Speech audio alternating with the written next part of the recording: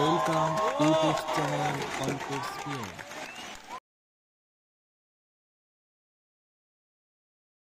Hello viewers, আশা করি তোমরা সবাই ভালো আছো। তো বন্ধুরা, তোমরা যারা এখনও চ্যানেলটি সাবস্ক্রাইব করোনি অবশ্যই চ্যানেলটি সাবস্ক্রাইব করে নাও, পাশে ঘন্টি অল প্রেস করে রাখো, সবার আগে ভিডিও তোমার কাছে পৌঁছে যাবে। তো বন্ধুরা, আমরা আগেই অলরেডি অনেকগুলো প্রশ্নের উত্তর নিয়ে তোমাদের সামনে তুলে ধরেছি, ঠিক আছে? তোমরা যারা দেখোনি তারা প্লেলিস্ট রয়েছে, প্লেলিস্ট দেখো। আজকে ভিডিওটি মূলত university notes political science paper social movements in India, অর্থাৎ ভারতের সামাজিক আন্দোলন যে পেপারটি রয়েছে তোমাদের, ঠিক আছে?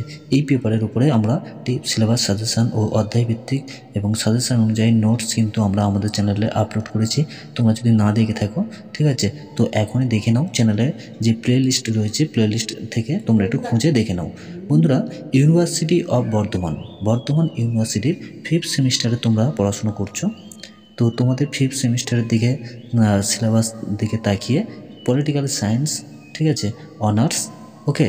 তো তোমাদের সোশ্যাল মুভমেন্ট ইন ইন্ডিয়া, এই যে ভারতের সামাজিক আন্দোলন, এর উপরে কিন্তু আজকের এই প্রশ্নটি একটি শর্ট প্রশ্ন নিয়ে আলোচনা করছে।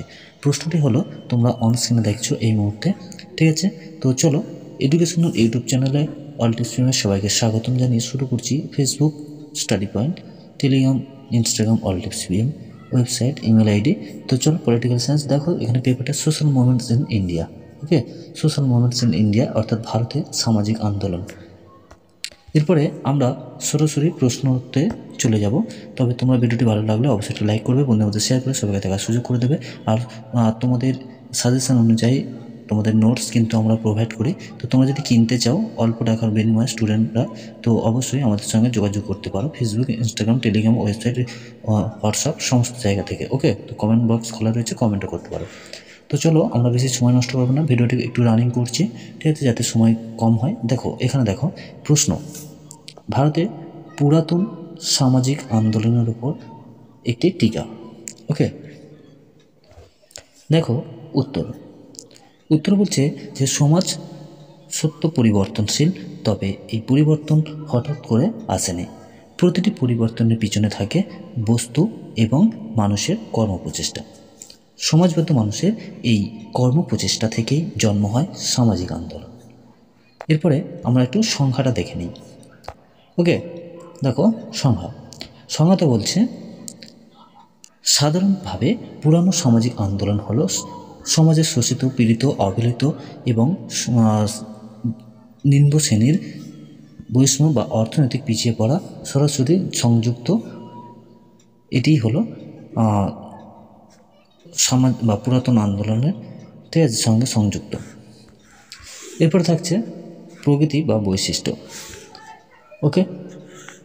প্রগতি বা বৈশিষ্ট্যের মধ্যে আমরা বেশ কতগুলোকে পয়েন্ট করেছি। দেখো, নেতৃত্ব, ওকে। তারপরে বলা হচ্ছে যে দলীয় অবস্থান, ঠিক আছে। এরপর থাকছে আন্দোলনের বিষয়বস্তু। তো পুরাতন সামাজিক আন্দোলন মূলত রাজনৈতিক, সামাজিক তথা অর্থনৈতিক, ঠিক আছে, তো শিক্ষা অধিকার নিয়ে সংগঠিত হয়েছে। এছাড়াও এই আন্দোলন সমাজতান্ত্রিক বা জাতীয়তাবাদী বিষয়বস্তুর সঙ্গে সংমিশ্রণ আছে। এরপরে থাকছে তোমাদের আন্দোলনের স্থায়িত্ব। পুরাতন সামাজিক আন্দোলন ক্ষণস্থায়ী বা দীর্ঘস্থায়ী হতে পারে, উভয়, ঠিক আছে। তো যাই হোক, এই আন্দোলনের বিষয়বস্তু এবং দাবি আদায়ের সাফল্যের ওপর।